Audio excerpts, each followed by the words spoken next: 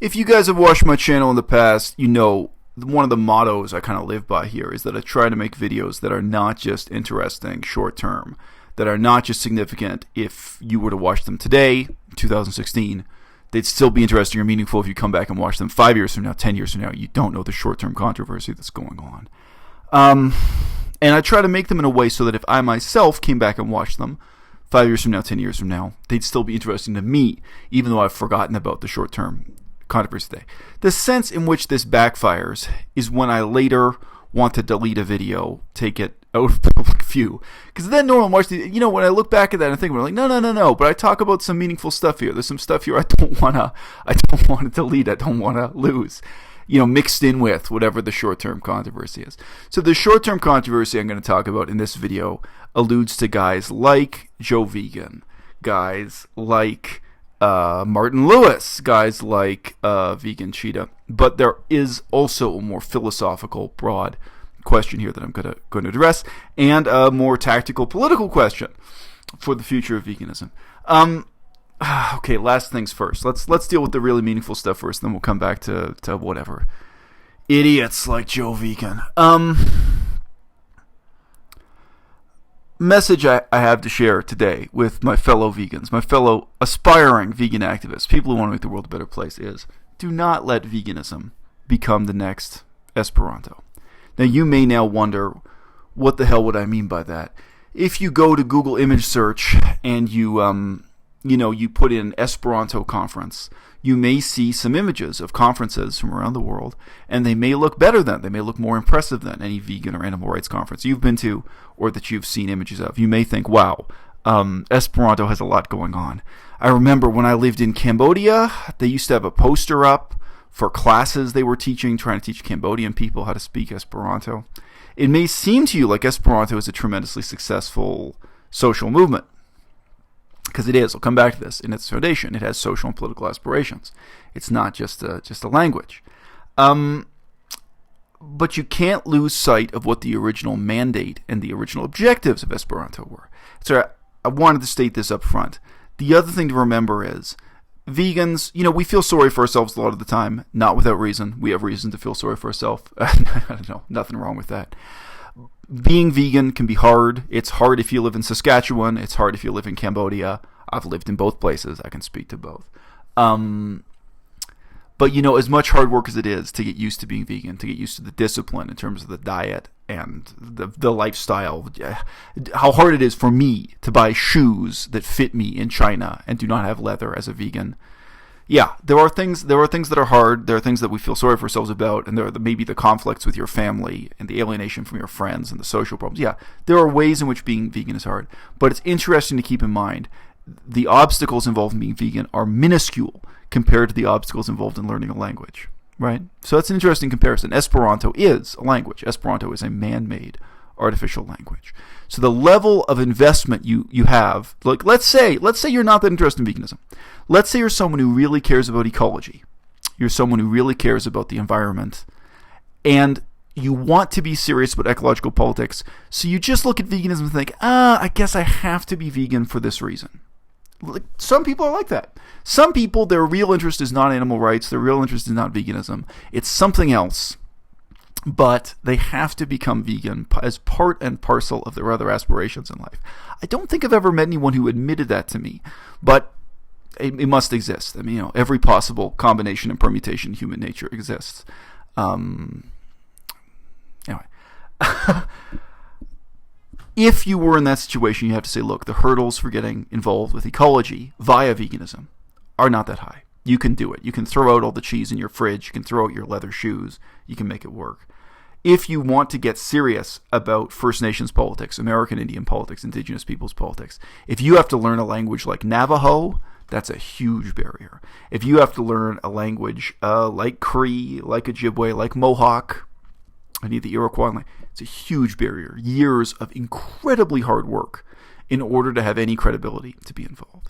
And in the past, I've given advice, those of you who've watched the channel for a long time, I've given advice to other people who are struggling with their own lack of legitimacy and trying to find a voice within the veganism movement. I've given them advice telling them things like, look, why don't you publish a children's book? Why you could record a song. You could do anything positive. Any little bit of activism within veganism will get you, the respect of and collaboration with and interests of other vegans, and you start to get something positive going. So it's not that hard. The barriers to entry here are not that high. They're not that difficult. But Esperanto, you have to look back at the original mandate for why this movement existed and why it still exists. And Esperanto was actually founded with the very lofty goals of world peace and the promotion of scientific progress. Now, you may say, oh, well, that's just ridiculous. Nobody takes that seriously. I don't know. Today, maybe fewer and fewer people do take it seriously. Maybe. I don't know.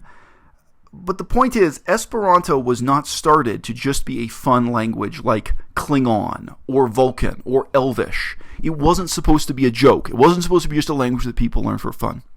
The concept of Esperanto was founded in Eastern Europe, where there was intense racism. There still is a lot of racism in Eastern Europe, and where a lot of the racism did break down along linguistic lines at that time. So in general, Russians hated the Polish, and Ukrainians hated the Russians, and everyone was anti-Semitic. There was so there was all kinds of different hatred against the Jews, and of course there was a lot of hatred and fear of the Gypsies, the Roma, etc., etc. So there were all these ethnic lines in Eastern Europe, and some of them, of course, many of the borders in Eastern Europe had changed recently and continue to change.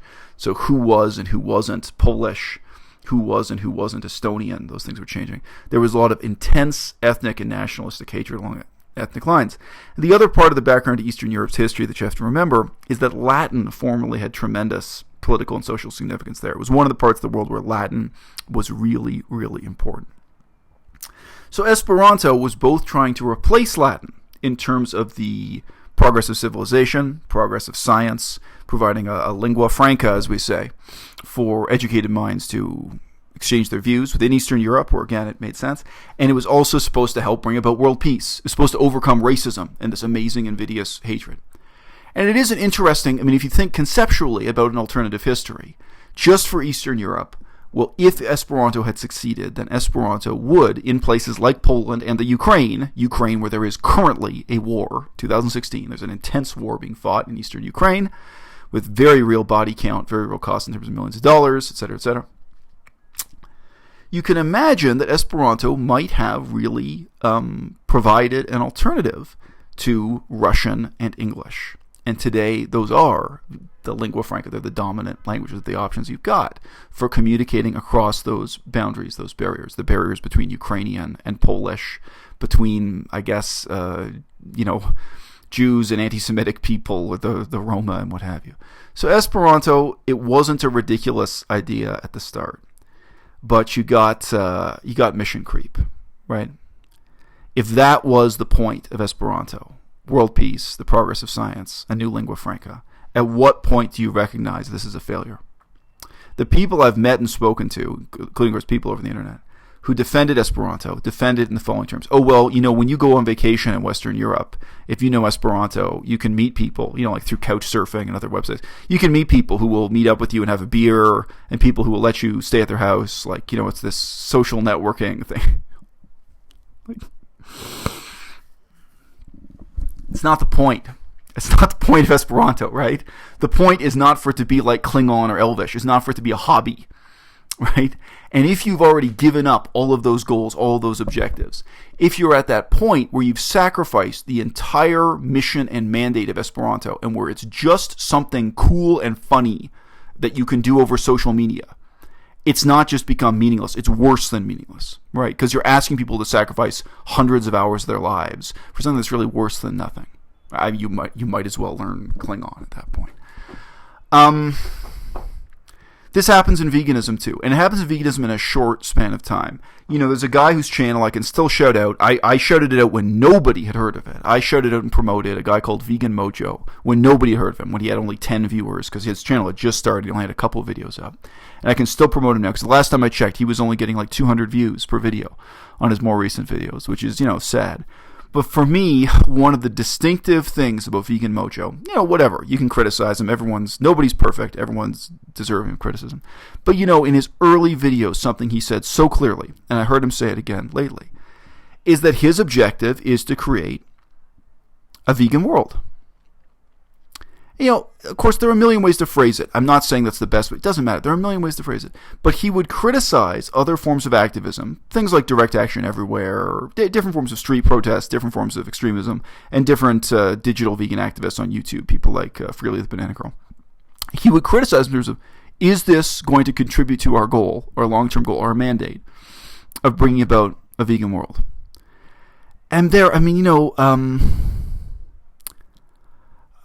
that kind of question. Okay, so is Esperanto the way to create world peace, or the progress of science, or both? Because again, they were packaged together at one time. Is Esperanto the way to pursue world peace today in the Ukraine, today in Poland, today in Cambodia? Because I've actually seen it promoted in Cambodia. If not, we got to change our plans. We got to think strategically. We got to think tactically. We got to rethink this whole project. And otherwise, it becomes a joke, right? With veganism, similarly, if you do not have some clear mandate of that kind for what you're doing, even if you're making comedy videos, even if you're making music videos, you have to question it, or you have to change tactics, or you even have to re-identify what it is you're doing. Maybe you've got to stop being vegan first and foremost and join an ecological movement or a human rights-based movement or some other political, I don't know. The most fundamental problem I have with these other channels like Joe Vegan and lately Vegan Cheetah, maybe he'll change, I think they really do lose that mission and mandate. They lose that sense of why they're doing this or why any of this matters. Like Esperanto, veganism ends up becoming this meaningless hobby that just happens to be why people are brought together on the internet, why people happen to be connected by these social networks, and that becomes a platform for some pretty meaningless content. Now, yes, there's money involved. Yes, there's popularity involved. Yes, there's sexuality involved. Vegan Cheetah and Joe Vegan, something else they have in common is they both, by their own description, have very low levels of education. This is from, you know this stuff from their videos. Obviously, they're both guys I've talked to some extent. But, Joe Vegan openly talks about the fact that he never had a chance to go to university, etc., etc. Now, look, let's take the books out of the shot here. There are a lot of things you can get out of an education. I'm not here talking about some kind of elite, science-centered notion of education. One of the things I really learned and saw through formal education, but you could get it informally, you could get it by hanging out at a comedy club. I did actually spend my time around actors and playwrights and artists and sculptors. And one of the core concepts you get out of having an education in the arts, which neither of these guys have, like, Joe Vegan doesn't have it, Cheetah doesn't have it, someone like Martin Lewis doesn't. They do not have an education in the arts. Pandering to your audience is not morally neutral. It's not the default mode of behavior. It's actually something immoral. You regard it as something bad in the arts. And you understand that the fact that this is what your audience wants to hear isn't a justification for anything. It's the opposite. If you're an artist, the whole point is to understand what it is your audience wants to hear, and then to subvert that and challenge that expectation, to use that as raw material to make something original and brilliant and surprising and challenging. So, people like Joe Vegan, I might as well just stay with Joe Vegan as the example, when they tell me, oh, well, look, man, I'm sorry I say this to my audience, but this is what my audience wants to hear. From his perspective, that really is a complete explanation and justification. And from mine, it's the exact opposite. If your audience wants to hear that my court case is a scam, and now you're willing to fabricate evidence and ignore the evidence I provide you and just, avoid talking to me so that you can elaborate this myth rather than deal with reality. And again, we're not just talking about comedy here. We're talking about when he's factually speaking for himself and so on. This isn't just, a poor justification. This is him actually indicting himself from my perspective. From my perspective, it's like, okay, so you don't understand what this game is about at all. If you're going to tell me that your excuse for this is that you're pandering to audience. When Joe Vegan insults me and my experience at university, which did hurt me, which did bother me, and I told him that openly, and his justification is, oh, well, this is what people want to hear. And again, he wasn't doing this in a comedy video. It's like, dude, you don't understand the game, and you don't understand what winning and losing is like in this game.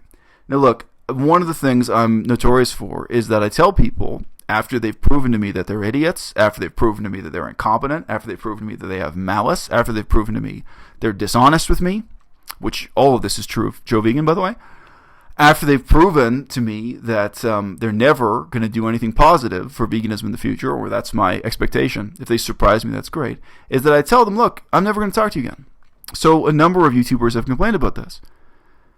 You should be asking the exact opposite question. If you're on social media, if you're micro famous, doesn't matter. You get 500 viewers, doesn't matter. If you have 500 viewers, you still don't have time to talk to 50 of them. You're still making a choice. Who is worth your time? Who are you going to communicate with? Who are you going to collaborate with? If you have just 500 followers or fans or viewers, whatever you want to say, you're still making that choice all the time. Who are you going to shut down? Who are you going to bring on for your podcast? Who are you going to interview? Who are you going to even write email to?